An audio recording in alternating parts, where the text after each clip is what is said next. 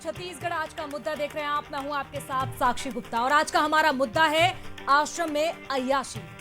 छत्तीसगढ़ की पवित्र नगरी डोंगरगढ़ में एक सनसनीखेज मामला सामने आया है, जहां आश्रम की आड़ में काला कारोबार चल रहा था। पुलिस ने एक ऐसे पाखंडी को गिरफ्तार किया है जो गोवा के रंगीन अनुभव लेकर डोंगरगढ़ जैसे धार्मिक कस्बे में आया और यहाँ की पवित्रता के बीच नशे और वासना की फैक्ट्री खोल दी। पहले जान लीजिए पूरा मसला, फिर इसी पर करेंगे आगे चर्चा। योगाश्रम की आड़, नशे का कारोबार, योगी बाबा गिरफ्तार।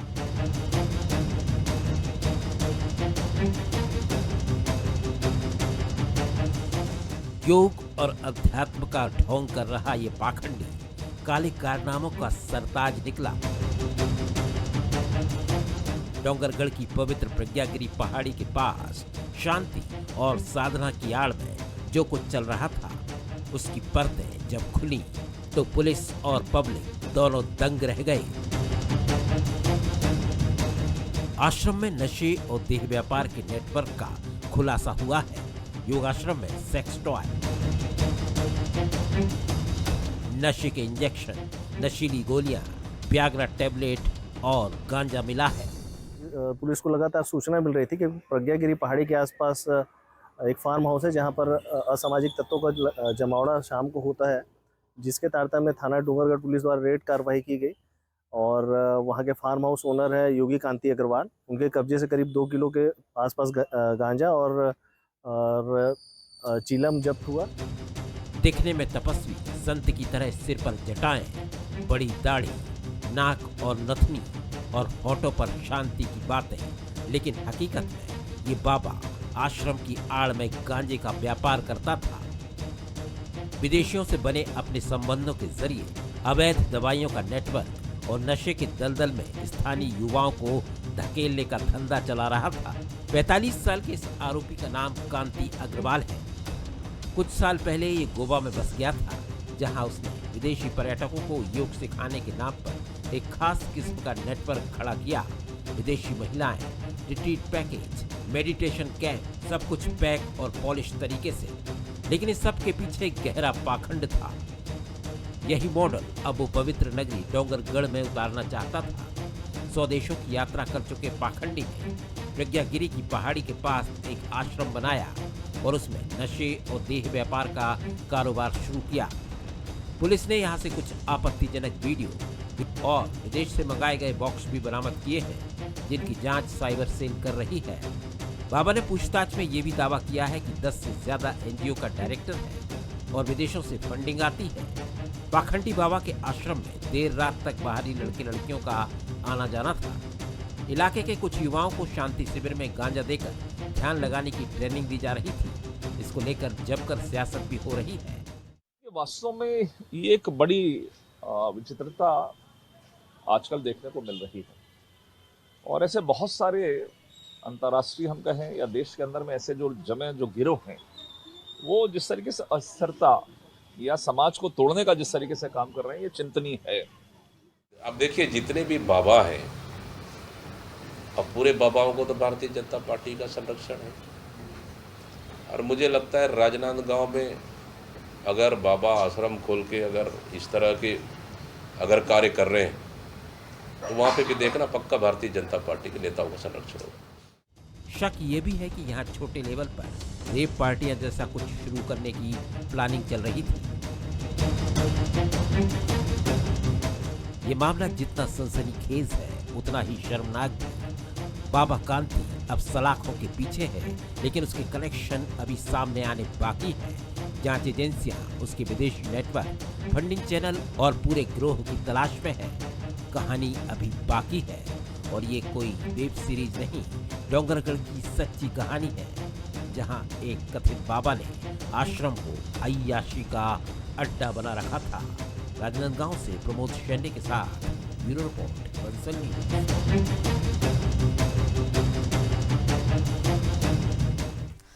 तो इस रिपोर्ट में आपने देखा ये पूरा मुद्दा। अब नजर डालेंगे बंसल न्यूज के सुलगते हुए सवालों पर एक नजर। सवाल नंबर 1, क्या योग और अध्यात्म के नाम पर बाबा देह व्यापार का रैकेट चला रहा था? ये सवाल नंबर 1 है। और सवाल नंबर 2 कि युवाओं को टारगेट करने के पीछे आरोपी बाबा का कोई हिडन एजेंडा तो नहीं था? और सवाल यह भी है कि पाखंडी बाबा के 10 से ज्यादा एनजीओ को विदेशी फंडिंग, प्रशासन का क्या ये फेलियर है?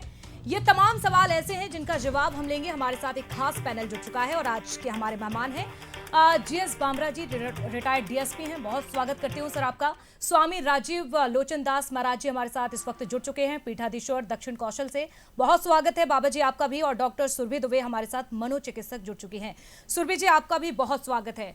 सबसे पहले बामरा जी, सर मैं आपसे समझना चाहूंगी, देखिए आश्रम में जिस तरह से प्रज्ञागिरी की ये पहाड़ी जहां लोगों की आस्था जुड़ी हुई है, ये धार्मिक नगरी जिसे हम कहते हैं, लेकिन वहां से इस तरह का ये गंदा खेल खेला जा रहा था, इसे कैसे समझे सर? बताइए आप। और जांच कहां तक पहुंची?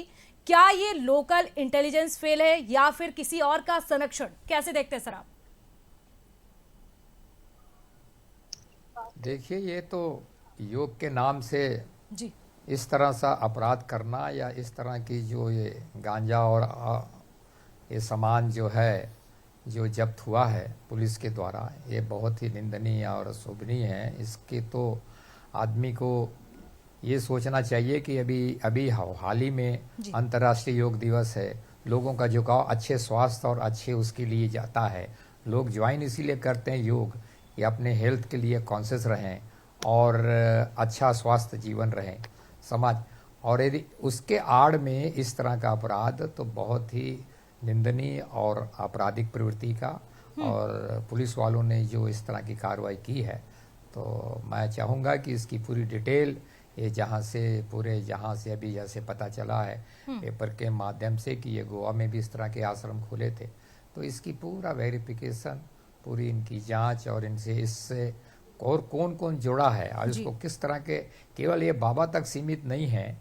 ये तो ये कि जैसे चैन है, इसको सप्लाई गांजा कौन करता था, कहाँ से आता था, क्योंकि ये तो खुद ऐसा तो है नहीं कि कोई ना कोई इनसे इस तरह के जो बच्चे या जो लोग इससे जुड़ते हैं योग के माध्यम से, इस तरह से इसको पेडलर के माध्यम से गांजा यहाँ तक पहुँच रहा है, उस पर भी जांच कर उनके भी लोग को, नक्सल को, आदमी को तोड़ना चाहिए और पे कार्रवाई करनी चाहिए, ताकि समाज में इस तरह के आपराधिकृत योग के माध्यम से, इस तरह के आश्रम के माध्यम से न हो पाए। तो पुलिस का दायित्व है कि हम इस पे पूरी विस्तृत जांच और उसके जो साथ में संपर्क सूत्र है, जो ये सामान सप्लाई कर रहे हैं उनको गांजा जैसी असुविधाएं, इस तरह से चीजें, उनके बारे में जानकारी लेना बिल्कुल जानकारी लेना चाहिए और जो भी रैकेट है उसका खुलासा भी होना चाहिए। हालांकि बाबा की गिरफ्तारी तो हो चुकी है।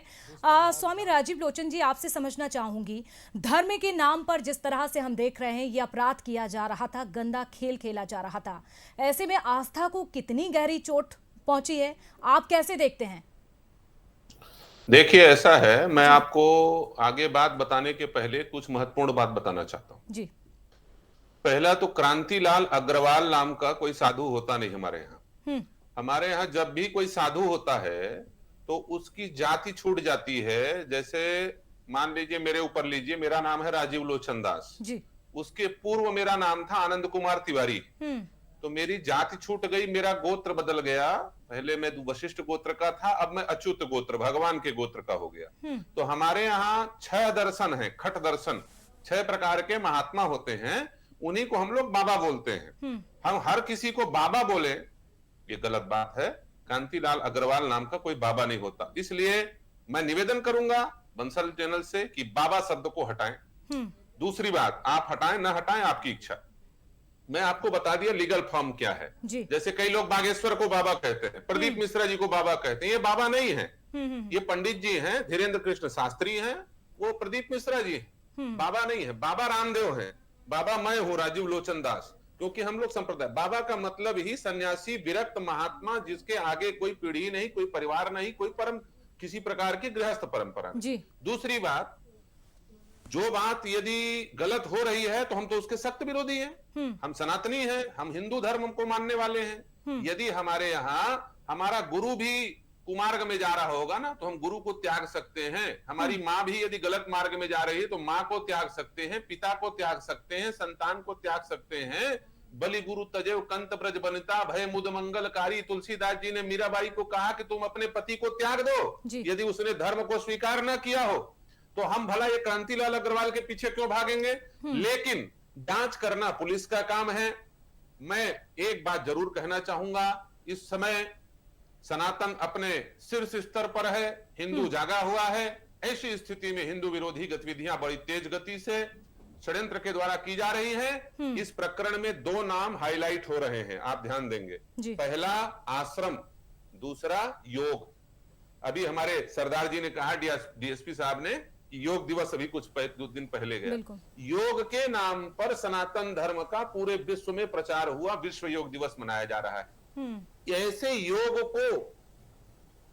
को प्रचारित करने के लिए कि योग करने के लिए योगा टीचर के पास लोग ना जाएं, हो सकता है ये षड्यंत्र किया गया हो क्रांतिलाल अग्रवाल के द्वारा, या फिर हो सकता है वो उनके पीछे कोई टीम लगी हो। मान लो, मैं अंदर की बात तो मैं तो पहली बार सुना क्रांतिलाल अग्रवाल नाम का कोई बाबा होता। दूसरा, आश्रम के नाम पर, आश्रम हमारे सनातन की मूल परंपरा है, गुरु परंपरा है। जब तक लॉर्ड मैकाले भारत में नहीं आया था, जब तक भारत में ये कॉन्वेंट स्कूल जो अनाथों के स्कूल हैं ये प्रारंभ नहीं हुए थे, भारत में अकेले मद्रास प्रेसिडेंसी में 1.5 लाख गुरुकुल हुआ करते थे। लेकिन ऐसे बाबाओं की वजह से ऐसा नहीं लगता महाराज जी। मैं अपनी बात पूरा कर लूं, फिर आप अगला प्रश्न पूछिएगा। आश्रम शब्द और योग शब्द को टारगेट किया जा रहा है। आश्रम ऐसे नहीं होते। हमारा आश्रम आप देखिए, 1000 लोगों को पर डे भोजन कराते हैं चित्रकूट में।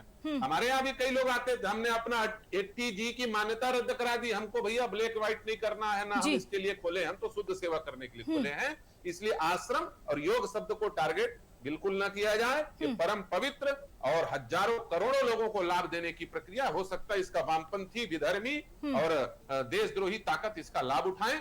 और यदि कांतिलाल अग्रवाल गलत किया है तो 10 एनजीओ हैं और मनी लॉन्ड्रिंग हो रही है, और यदि वो गलत है तो उस पर कठोरतम कार्रवाई की जाएगी और करना चाहिए। बिल्कुल कार्रवाई की जा रही है और गिरफ्तार भी हो चुके हैं, जांच भी चल रही है। जो भी अभी खुलासे होंगे वो भी अपने दर्शकों को बताएंगे।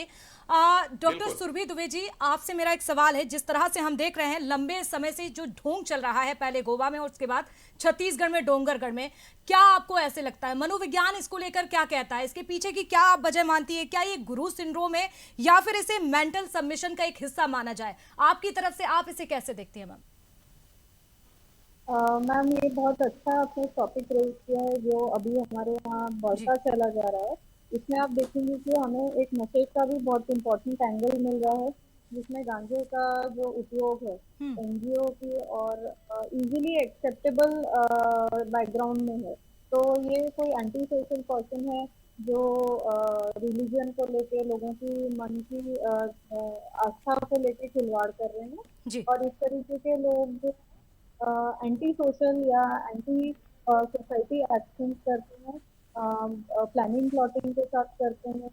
इनमें नशा भी इन्वॉल्व होता है, अदर एक्टिविटीज भी इन्वॉल्व होती हैं। अगर हम देखेंगे तो कई बार पुलिस के केसेस में भी फंसे होते हैं। कुछ पर्सनालिटी डिसऑर्डर होते हैं, जिन्हें पर्सनालिटी डिसऑर्डर कहा जाता है, जो इस तरीके की चीजों को अंजाम देते हैं। क्योंकि यहाँ पे हम देखेंगे कि नशा भी एक बहुत इम्पोर्टेंट पार्ट है।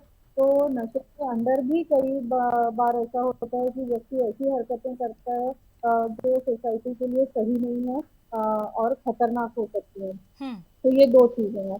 तीसरा ये कि लोगों को कैसे इसमें इन्वॉल्व किया जाए। तो जो लोग परेशान हैं, जो जिनका मनोबल क्षीण है, कम है मनोबल, वो ही इनके झांसे में पड़ते हैं। जो मानसिक रूप से परेशान है तो वो लोग जाएंगे। जो मानसिक रूप से स्वस्थ हैं, जिन्हें कोई परेशानी नहीं है, जो संपन्न है, वो कम चांस रहता है कि ऐसे लोगों के झांसे में फंसते हैं। तो ये लोगों की मनस्थिति का फायदा उठाने वाले लोग होते हैं, जो लोगों को इन झांसों में फंसाते हैं कि हम आपकी प्रॉब्लम सॉल्व कर देंगे। तो जैसा बामरा जी ने कहा है, स्वामी जी ने कहा है कि हमें अपने विवेक को भी इस्तेमाल करना चाहिए। हर कोई जो गेरुआ वस्त्र धारण किया है वो साधु नहीं हो सकता, है ना। या हर कोई कि व्यक्ति पे अगर हम बाबा का एक टैग लगा दे तो उस पर भरोसा करना बिल्कुल, ये भरोसा सही नहीं कहीं है। ना कहीं ये बहुत ही हानिकारक है और खतरनाक भी है। जीएस बामरा जी, सर मैं आपसे समझना चाहूंगी, देखिए 20 साल से ये बाबा काम कर रहा था, पहले गोवा में और फिर छत्तीसगढ़ में। क्या अब वो समय आ गया है कि संतों पर, बाबाओं पर, जो ये ढोंगी हैं, खासकर इन लोगों की निगरानी रखनी चाहिए, इनके आश्रमों की जांच पड़ताल होनी चाहिए? क्योंकि हम देखते हैं कि अक्सर ही धर्म के नाम पर ये अधर्म, ये अपराध किया जा रहा है और ऐसे कई मामले, कई घटनाएं फिलहाल में सामने आ चुकी हैं। देखिए, इसमें जनरली पुलिस का जो दायित्व है, पुलिस जो कार्रवाई करती है, तो जो भी संदिग्ध है, संदिग्ध आचरण वाले हैं या बाहर से आ जाते हैं, बिना अपना एड्रेस, बिना जानकारी दे के यहाँ रहते हैं और गलत अपराध से संलिप्त रहते हैं, उसके लिए तो पुलिस हमेशा कार्रवाई करती रहती है और समय समय पर एक ड्राइव चलाते रहते हैं कि किस तरह से जो बाहरी लोग आते हैं, कहाँ से आ रहे हैं, क्या काम कर रहे हैं, उनका पूरा डिटेल, उनका पूरा व्यवसाय, उनकी जीवन चर्चा, उनके क्या संबंध, उनकी जानकारी लेते हैं और कार्रवाई करते भी हैं। अक्सर ये देखा जाता है कि जो बाहर से आते हैं और यदि चूंकि उनके बारे में पूरी जानकारी हमारे पास उपलब्ध नहीं रहती, तो हम लोग कंसर्निंग जिस जिले से या जिस राज्य से वो लोग आते हैं, वहाँ से जाके हम लोग अपने एसएस रोल, एक संदिग्ध रोल होता है, उसकी जानकारी के लिए हम लोग वहाँ से जानकारी लेते हैं कि इसका रिकॉर्ड कैसा है, इसका आचरण कैसा है, और यदि हम लोगों को संदिग्ध का लगता है तो हम लोग बुला के थाने में पूछताछ भी करते हैं। आवश्यकता पड़ने पे यदि वो किसी अपराध में संलिप्त पाया जाता है या किसी प्रकार की उसकी गतिविधियां संदिग्ध है तो उस पर कानूनी कार्रवाई की जाती है। बिल्कुल। राजीव लोचन दास महाराज जी, सवाल आपसे है कि ऐसे ढोंगियों की वजह से कहीं ना कहीं ऐसा नहीं लगता है कि जैसे असली संत समाज, उनकी छवि को जैसे खराब करने की कोशिश की जा रही हो? ऐसे में क्या लगता है कि अब एक ऐसा समय आ चुका है, अगर आज की वर्तमान स्थिति की मैं बात करूं, कि संत समाज को भी आगे आना चाहिए और ऐसे आश्रम और इसके साथ ही ऐसे ढोंगियों की पहचान खुद संत समाज को आगे आकर करनी चाहिए?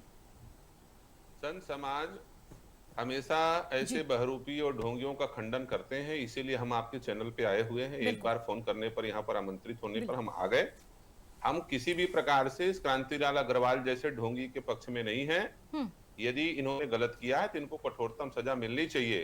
और सबसे मूल बात यह है सनातनी जनता से कि आप टीवी चैनल देख करके लोगों को बाबा मत मानिए, आप रामचरितमानस पढ़िए। रामचरितमानस में संत कैसे होते हैं लिखा है गोस्वामी तुलसीदास जी महाराज ने। संत सहज स्वभाव खग राया, पर उपकार बचन मन काया। संत का मतलब प्रभाव नहीं होता, उसकी आगे दो आगो प्रोटोकॉल गाड़ियां चलें, पीछे 4 गाड़ियां चलें, 10 गाड़ियों का लश्कर लेके चले, बहुत बड़ा बड़ा महल हो, 5 स्टार होटल जैसा आश्रम हो, तभी वो संत होगा, ऐसा नहीं है। टीवी में दिखता हो तभी उसे संत माने, ऐसा नहीं है। संत प्रभाव का नाम नहीं है, संत स्वभाव का नाम है। जिसके हृदय में दूसरे के कष्ट को दूर करने की भावना हो, जो हमेशा दूसरों की सेवा के लिए तत्पर हो, उसको संत कहा जाता है। आप अपने ग्रंथों को पढ़िए, आप संत कौन है समझ जाएंगे। सबसे बड़ी विडंबना यह है 18 पुराण, 18 उपपुराण, 18 अति पुराण, 18 महापुराण, 4 वेद, 4 उपवेद, 121 उपनिषद, अनंत अगम ग्रंथ होने के बाद, सैकड़ों हजारों ग्रंथ होने के बाद हिंदू अपने ग्रंथों को नहीं पढ़ते। वो बोलते हैं कि हम पैसा देंगे दूसरा पढ़ दे। अरे तो भाई, अपने ग्रंथों को नहीं पढ़ोगे तो आप अपने संत और भगवंत को कैसे पहचानोगे? आप ढोंगियों की ज्यादा ठगे जाओगे, आप परेशान होगे। तो गलती तो आपकी है। इसलिए अपने ग्रंथों का स्वाध्याय कीजिए। सिख लोगों के पास गुरु ग्रंथ साहब है, वो अपने गुरु ग्रंथ साहब का पाठ करते हैं। मुसलमानों के पास कुरान है, वो जानते हैं।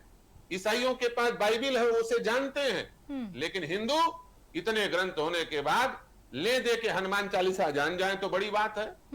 बहुत बड़ी बात कही है सुरभि जी। देखिए, अगर हम बात मनोविज्ञान की करते हैं, जब इस तरह की घटनाएं सामने आती हैं, जो ये मामले सामने आते हैं, कहीं ना कहीं समाज में जैसे मोरल पैनिक भी देखने को मिलता है। और आप इसके पीछे की वजह क्या मानती हैं? जिस ढोंगी बाबा की उम्र की बात की जाए, 45 साल थी, और ज्यादातर वो लड़कियों को शिकार किया गया जो खुद ही युवा अवस्था में है। ऐसे में क्या मेंटलिटी होती है, आप जरा अच्छे से समझाइए।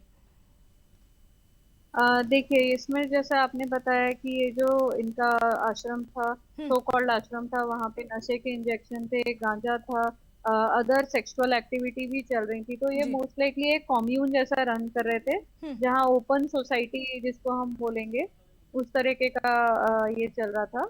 और ये एक अनलॉफुल या अनएथिकल चीजें वहाँ हो रही थी। जी। तो इसमें मनोरोग का जो एक बहुत बड़ा एंगल आता है वो इम्पोर्टेंट है कि इसमें कितने बच्चे जो हैं वो पहले से ही इन सब मादक पदार्थों का सेवन कर रहे थे, या किन्हें और मनोरोग का डिप्रेशन, एंजाइटी या पैनिक अटैक्स की बीमारी थी, जो इस कारण से इसके सेवन में लिप्त थे, और वो इन लोगों को इंक्लूड करते गए यहाँ पे कि आसानी से मिलेगा, है ना।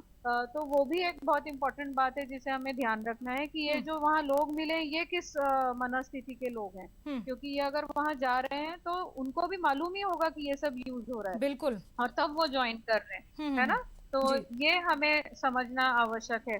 दूसरा, अगर यहाँ हमें लड़कियां और फीमेल्स मिली हैं तो उन्हें भी कोई प्रॉब्लम तो नहीं है, मानसिक प्रॉब्लम या शारीरिक प्रॉब्लम जिसका झांसा देके के निवारण करने का इन्होंने कुछ वादा किया हो या कुछ उन्होंने फंसाया हो, तो ये बहुत सारी चीजें इसमें सामने आती हैं। और मानसिक रोग, जो कि नशा भी एक मानसिक रोग है, बहुत इंपॉर्टेंट चीज है। और जिन लोगों को मनोरोग रहता है वो जल्दी दूसरों के वो झांसे में आते हैं, जल्दी बातों में फंसते हैं कंपेयर टू जो लोग नॉर्मल हैं। और इसमें हम कहीं ना कहीं इंटरनेट का भी एक बहुत इंपॉर्टेंट रोल बताना चाहेंगे। जैसे आजकल मेडिटेशन कैंप्स हैं और योगा कैंप्स हैं, लोग ये सोच के भी ज्वाइन कर लेते हैं कि ये मेडिटेशन कैंप है, योगा कैंप है, और उसकी कोई ऑथेंटिसिटी चेक नहीं करते, कौन उसको रन कर रहा है ये चेक नहीं करते, क्या वो सर्टिफाइड पर्सन है या नहीं है वो भी चेक नहीं करते।